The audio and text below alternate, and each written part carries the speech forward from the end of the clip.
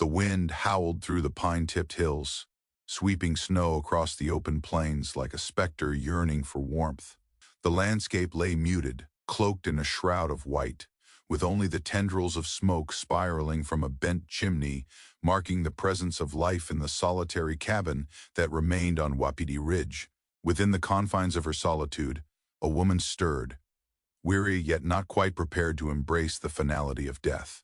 Core immersive lingered by the petite window, gaze sharpened against the blinding brilliance of sunlight reflecting off the snow.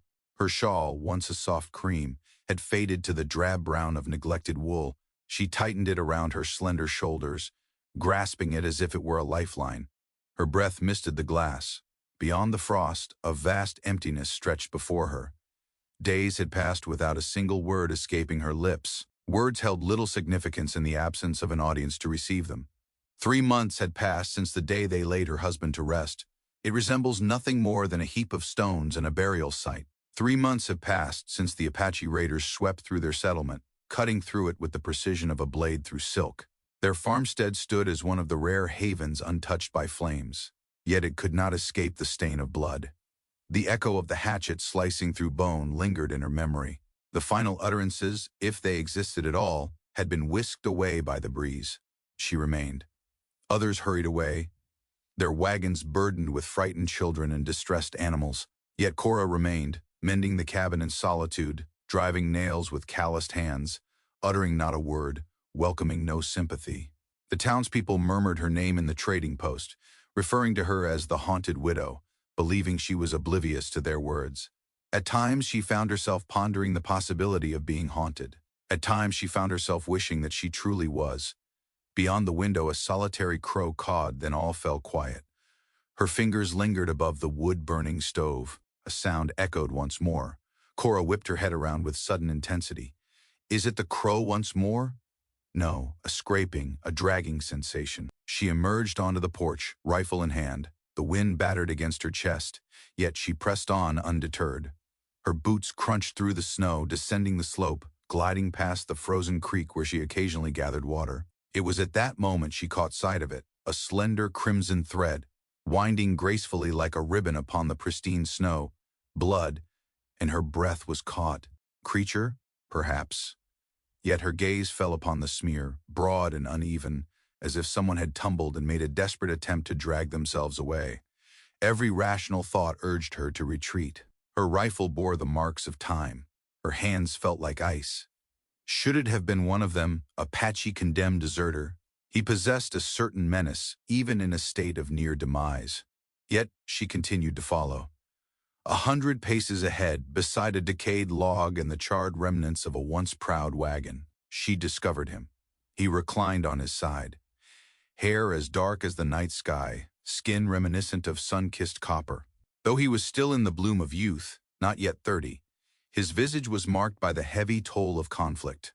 Crimson seeped beneath his left shoulder, where a bullet had ripped through skin and sinew. His chest rose with a subtle, almost imperceptible motion. He existed on the edge of life, an Apache. Cora lifted the rifle to her shoulder. Her finger grazed the trigger. He remained unyielding. His eyes fluttered open, dark and infinite, filled with a keen awareness. His gaze pierced through her, unwavering and intense. He refrained from pleading. He remained still. Cora's arms quivered with a subtle intensity. The chill? Perhaps. Perhaps it was a recollection of her husband struggling for breath in the earth. Blood frothing on his lips, he whispered her name as he slipped away, or slain by individuals of this nature. Or perhaps it was not. She paused, uncertainty flickering in her eyes. The man's breath caught in his throat. His eyelids danced gently. He fell back, his eyes fluttering shut once more. A sudden gust of wind swept through, tugging at her coat. Above, the clouds shifted as if the sky itself were reconsidering its choices. Cora set the rifle down. Her feet acted before her mind could reconcile the choice. She sank to her knees beside him, her hand pressing against the wound. Still bleeding, though at a languid pace. The bullet may have traversed the space beyond. He was succumbing to the cold more swiftly than the life was draining from his wounds. She was unable to lift him entirely, yet she could manage to drag him along. 30 minutes later, She lifted him over the threshold of her cabin. She closed the door with her back, snow trickling onto the floorboards beneath her. Her arms throbbed with fatigue. Her breath came in trembling gasps. The flames had extinguished. With trembling fingers, she tossed the kindling into the pile, striking the match between her teeth. A glimmer danced across his features. Youthful, yet resilient. A leather strap draped around his neck, bearing a charm shaped like a carbone. His hands, stained with the evidence of toil, bore the roughness of relentless work. Not a brute, a resilient soul. She was unaware of his name. I had no desire to. She ripped a fragment from a tattered curtain and applied it gently to his shoulder. As she stripped it away, his blood stained her fingers. She retrieved her husband's aged knife, cleansing it with whiskey. Her stomach churned as she probed the wound. He stirred, letting out a groan, yet his eyes remained firmly shut. The bullet struck the bowl with a metallic clink. She carefully stitched the hole with a sturdy, coarse thread. The task may not have been executed with precision, yet it would suffice. Time slipped away. The cabin fell into shadow once more.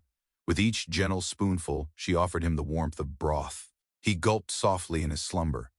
As darkness enveloped the world, Cora settled beside the flickering flames, her rifle resting across her lap, her gaze fixed upon him. Not from a place of trust. Born from necessity, his breath became more even. She lay awake, untouched by the embrace of sleep. In the morning, frost adorned the interior of the window panes. The snow had deepened outside. Cora emerged onto the porch, intent on gathering more wood. It was at that moment she caught sight of it. A silhouette, scarcely a glimmer, flitting through the foliage. Lofty, mounted, observing. She stood still, caught in a moment of disbelief. With her hand resting on the axe, she lingered close to the door. The rider remained distant, not making any move to come closer. He simply remained there, positioned at a distance that kept him safely beyond the reach of any rifle. Near enough to behold her features. She retreated indoors, securing the door with a firm bolt. The Apache raider lay in slumber, or perhaps feigning it with skillful intent. With deliberate care, she loaded the rifle.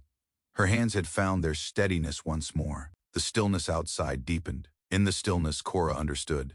Another soul was aware of his presence. He stirred from his slumber just before the first light of dawn, a harsh cough erupting from his chest, as crimson droplets stained the quilt she had lovingly placed beneath him. Cora observed from the shadows, rifle poised, as the Apache's gaze flickered restlessly around the room, absorbing the low rafters, the flickering hearth, the rough shelves filled with dry beans and chipped crockery. As his eyes fell upon her, they remained captivated, not with trepidation or thankfulness, but with the cautious calm of one familiar with peril. Silence enveloped her, neither did he. His hand drifted to his side, where she had stitched him together with rough thread and unyielding fingers. He departed, then let his arm fall. His breath became steady. He made an effort to rise from his position. She lifted the rifle with determination. He stood still, caught in a moment of disbelief. They remained in that state for an extended period. Two survivors ensnared in a silence that resonates more profoundly than any spoken language. The flames danced between them, throwing distorted silhouettes upon the wooden walls.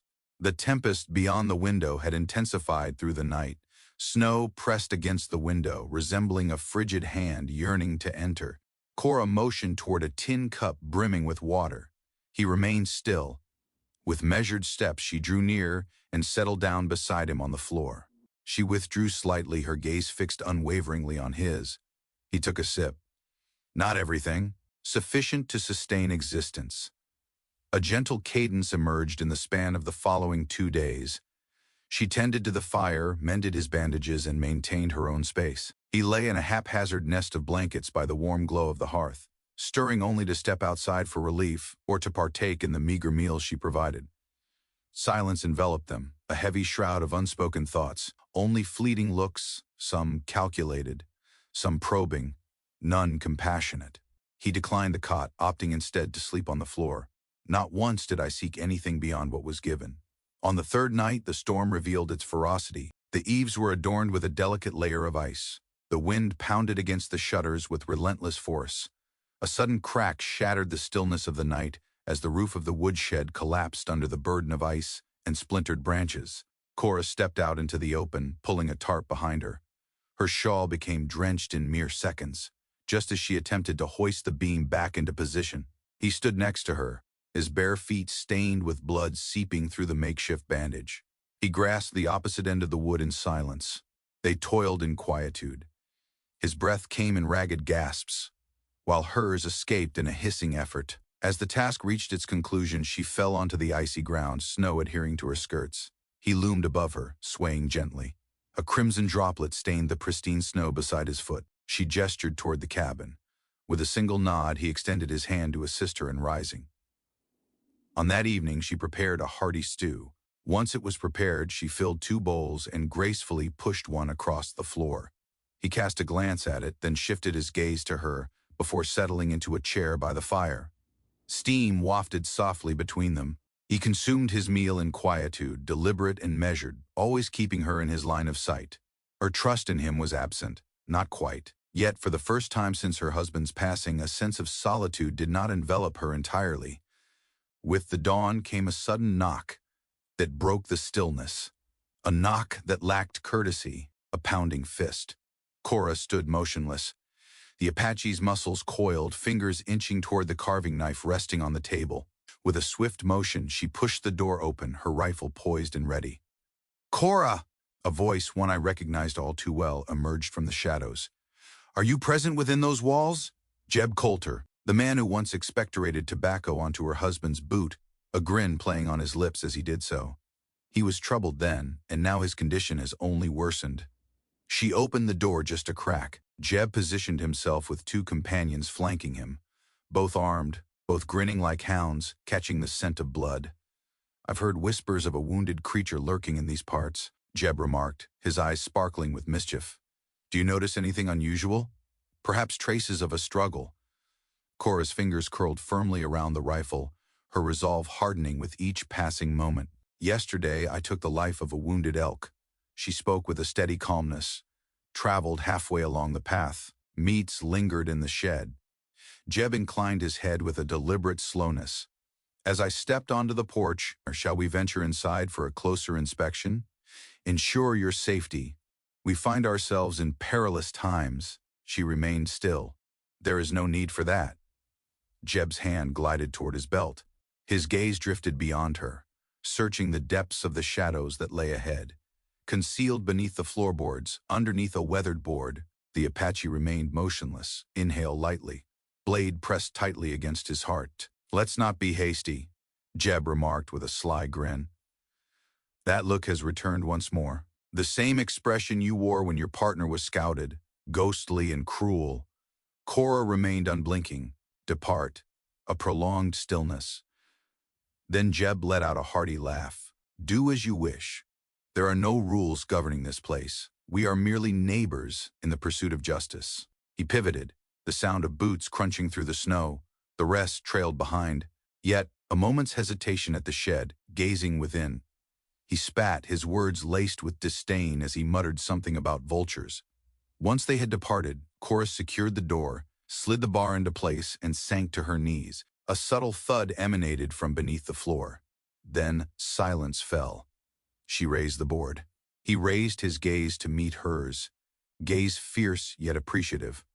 Her lips remained uncurled, remained silent. On that night, he meticulously carved something, gradually, with great care, utilizing a slender pine from a collection of firewood. She feigned indifference, her gaze averted. At the break of day, he departed, leaving it on the table. A diminutive wolf, chin lifted high, fangs exposed. Her silence spoke volumes. She carefully tucked it into the pocket of her coat, then drew his bowl of stew nearer to the warmth of the fire. He observed her intently, then gave a single nod. In the quiet moments that followed, she carefully mended a torn sleeve, her stitches uneven yet filled with intent. He positioned himself next to her, yet maintained a distance, close enough to sense. He reached for her husband's worn Bible resting on the shelf, turned the pages with a gentle flick, paused at a name, gently pressed it. "Cora," he uttered. She lifted her gaze. He gestured towards himself. "Tohain." Her gaze fixed upon him, words trapped within her throat. His voice bore the weight of experience, rough and worn. His mouth molded the sounds as if he were sculpting stone. "Tohain." he reiterated, this time with deliberate slowness. She inclined her head in agreement. Cora, Tohan. Names exchanged in the wavering glow of a fire, a source of doubt for both. A fierce wind wailed through the crevices of the walls. Beyond the cabin, a shadow stirred among the trees. Unbeknownst to them, the horses would disperse come dawn. Fresh and heavy tracks would lead directly toward the ridge. The horses had vanished. All three disappeared without a trace, leaving behind not even the faintest sound of a broken latch or the slightest disturbance in the snow near the paddock. Cora discovered nothing but hoofprints, profound and incisive, guiding towards the edge of the forest. They had been driven away under the cloak of night. She knelt beside the fence post, teeth gritted, heart racing. The cold of winter nipped at her fingertips, yet a warmth surged through her veins, more intense than it had been in weeks. Tohain lingered in the shadows, a quiet presence as ever. His bandage had deepened in hue, crimson oozing like rust through the fabric. He had not requested to venture outdoors, yet now, in silence, he lowered himself beside the tracks and delicately swept away the snow from a deeper indentation. Boot heel, not hoof. Multiple men, perhaps 3, or possibly 4. Jeb, Cora murmured softly, her words sharp and unyielding. Tohan's gaze locked onto hers. A glimmer of comprehension exchanged silently between them. The horses served as either a lure or a signal. Regardless of the circumstances, time was dwindling. They made their way back to the cabin. Cora secured the door, then began rearranging the furniture. With a calm precision, she turned the small table over, pulled the cot into position before the window, and arranged crates neatly by the hearth. It may not have been a fortress, yet it possessed the resilience to ensure that the initial shot would resonate with significance. Tohain remained silent, yet offered assistance. As he shifted, a wince escaped him. Every breath he took was marked by pain. He remained far from healed, a mere shadow of recovery. Yet, an undeniable change had occurred. He advanced with the determination of one who had made a deliberate choice to remain, fully aware of the peril it entailed. By midday, the storm eased, yet the sky remained heavy and gray, resembling a ceiling poised to give way. The forest lay in stillness, an unsettling hush enveloping the air. Cora meticulously assessed her inventory. A single rifle, heavy with anticipation, accompanied by a few scattered shells, and the pistol her husband had secreted away beneath the floorboards. 2 knives, a hatchet, and a nearly empty tin of powder lay scattered. Tohain examined the weapons with keen interest. He gestured towards the pantry. "What is it?" she inquired. He rapped his fingers against the shelf, gesturing towards a burlap sack of flour. Next, the window. The realization struck her with the force of a sudden blow. Fumes. She seized a tin bowl, poured flour into its depths, and blended in fragments of shattered mirror, gunpowder, and wisps of ash from the hearth. Tohain enveloped it in oilcloth, secured it with twine, and nestled it beside the fireplace. Ad-libbed snare. Cora gazed at him, her eyebrows arched in surprise. "Where did you acquire that knowledge?" His fingers brushed against the scar that traced the line of his temple. "Fort Bascom," he remarked. "Yours truly." Her breath hitched. He had been taken prisoner, subjected to torment. Perhaps he had managed to flee. The scar stood out, white and raised, a pristine mark not born of battle, but of command. She refrained from inquiring about the actions he had taken to attain his freedom. The afternoon lingered, stretching out in a slow, deliberate pace. She brewed the coffee, filling 2 mugs with its rich aroma.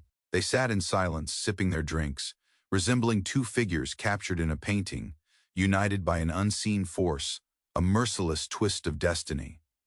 Tohain observed her with an expression that conveyed neither condemnation nor regret, simply grasping the essence. A subtle acknowledgement that sorrow manifested in various forms, and not all of them pale. As twilight descended, the crows returned, gliding in low arcs, their calls echoing as if they were aware of the impending events. Cora meticulously cleaned her rifle. Her fingers moved with a certain automaton precision. She halted for a moment, her gaze fixed on a tiny scar etched into the barrel, a remnant of her husband's misstep during a deer skinning many years prior. A memory unfurled within her mind, uninvited, yet strikingly clear. His laughter, boisterous and rugged, reverberating through the hills. His kiss upon her forehead was a silent tribute, a recognition of the warrior woman she embodied as she bravely rode out alone. She dismissed it with a blink. that Cora had departed, interred in the very same icy earth as he. The twilight deepened. A branch cracked sharply in the stillness outside. Cora shifted a window, taking care to avoid casting her silhouette. Only shadows and snow surrounded her, yet she sensed it, eyes observing, breath suspended, the instant before the leap. Then a voice emerged, low and mocking. "Cora, my dear." Jeb made a call. "Are you in there, my dear?" Tohane's fingers wrapped tightly around the pistol. Cora gave a single, decisive shake of her head.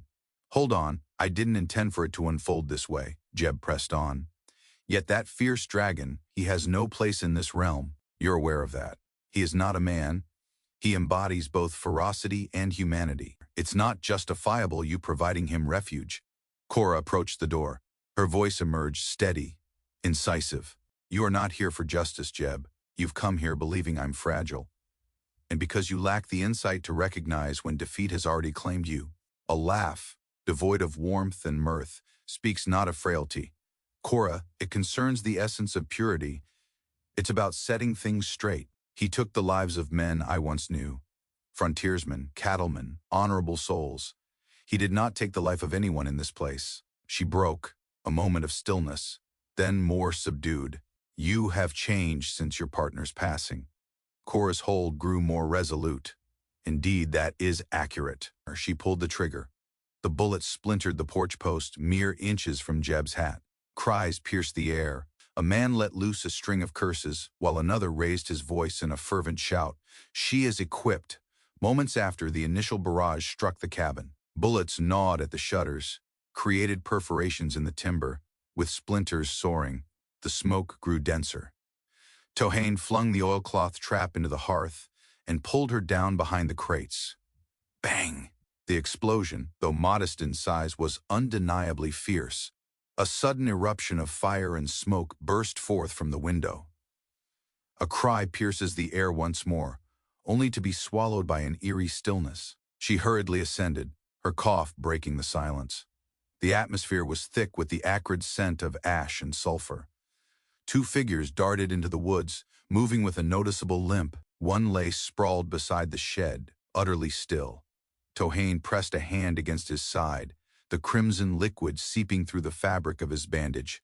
"More," he breathed out, a desperate plea escaping his lips. Cora gave a slight nod. There would be an abundance more. Jeb was not the kind of man to flee without the taste of vengeance biting at his resolve. She gazed down at Tohane, who was slumped against the wall, his breath shallow.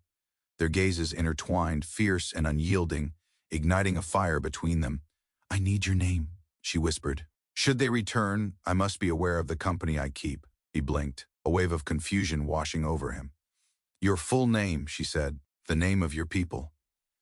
He paused, then murmured a few words in Apache, elusive, slipping through her grasp, too gentle to utter again. "Cora," he uttered after a pause, his voice thick with emotion. "Should I meet my end, lay me to rest by the ridge." She leaned forward, her jaw set tight. "You are not facing death." Yet another silence. This one is softer. "Should I survive, they will compel us to wed." She stood still, caught in a moment of disbelief. What is this? His gaze remained steadfast. "I remain here. They discover the truth. It is said that you have taken in a raider. A solitary man resides within your home, enduring the passage of days and nights. A woman and a man, bound not by blood, share this space. They will impose it." Her heartbeat roared in her ears. "Then we must keep it from them," she said. Yet as the words left her lips, the sound of distant hoofbeats reached her ears, echoing through the air. The tempest may have subsided, yet the blaze was just igniting. They arrived with the first light of dawn. The snow crunched beneath the weight of the boots. Soft whispers of commands drifted among the trees. Figures materialized from the mist. Men with rifles draped over their shoulders, their coats rigid with the chill of frost. A gathering, not a throng. Men of the law, or perhaps merely masquerading as such. 5 figures emerged, with a tall man at the forefront, clad in a Union coat. His badge sank beneath a veil of rust. Cora lingered by the window, her breath caught in her throat.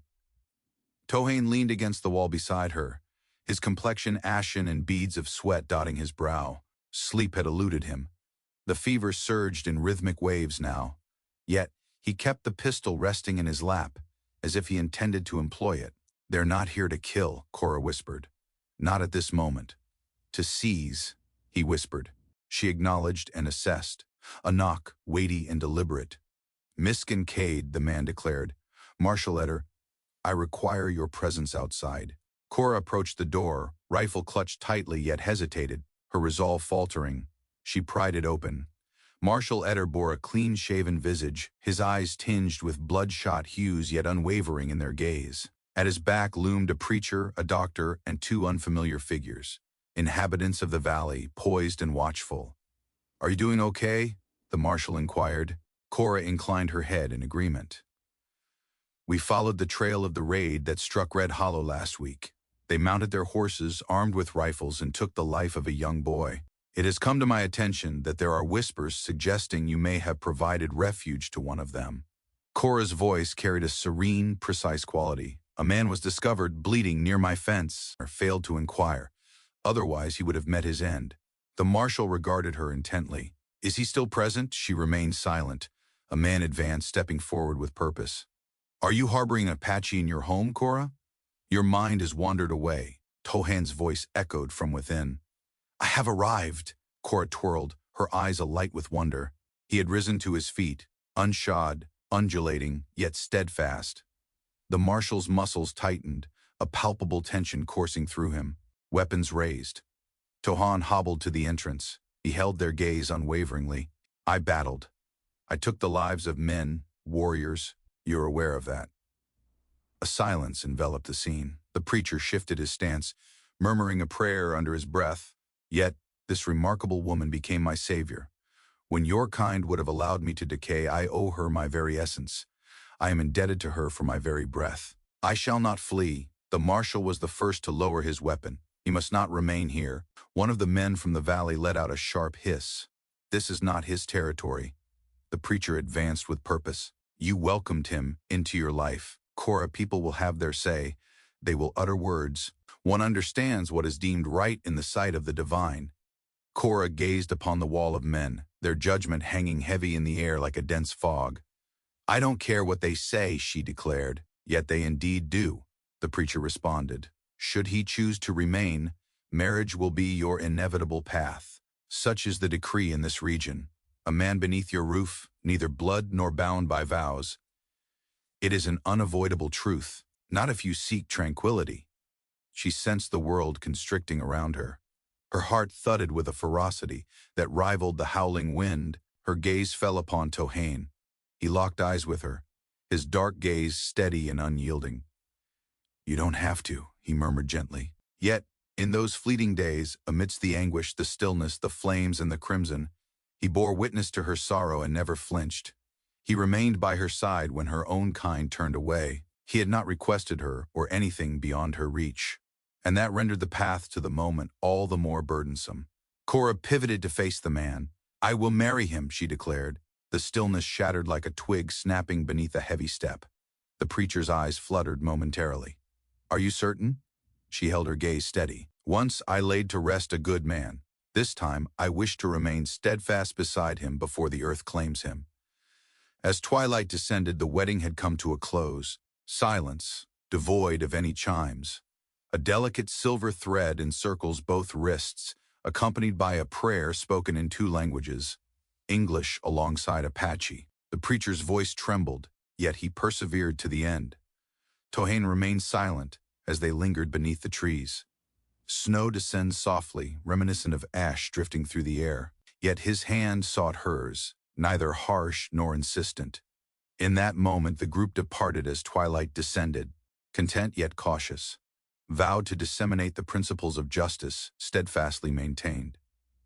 Cora observed their figures fade into the distance along the ridge, her eyes narrowed in concentration. Within the cozy confines of the room, she and Tohain settled beside the flickering flames of the fire. Silence enveloped the subject of love. Perhaps not at this moment, and perhaps never. Yet, in the stillness, a gentler essence unfurled, a collective shrouded in mist, bound by the scars of their shared experiences. That night, his fever made a return. She placed a cool cloth gently upon his forehead, softly murmured delicate secrets into the shadows, Not tales, but fragments of her essence she had kept silent for years. As dawn broke, he continued to draw breath. The arrival of spring was a gradual affair. The earth surrendered its icy grip, releasing its hold bit by bit. Crocuses emerged defiantly from beneath the ice. The roof had been mended. A fresh fence has been constructed. Tohan struck with his axe whenever the opportunity arose. Walk with purpose. Gave a fleeting smile. They engaged in conversation more frequently now. She absorbed his words. He came to understand hers. She imparted her knowledge of baking cornbread to him. He guided her in deciphering the language of the heavens. Yet some memories lingered on. One evening, Cora came back from inspecting her snares only to discover a marked card affixed to her door. A rough cross encircled by a ring. A cautionary note. A hex. She kept it from Tohain, simply seared it away with a heated iron and concealed the scar with a layer of lye paint.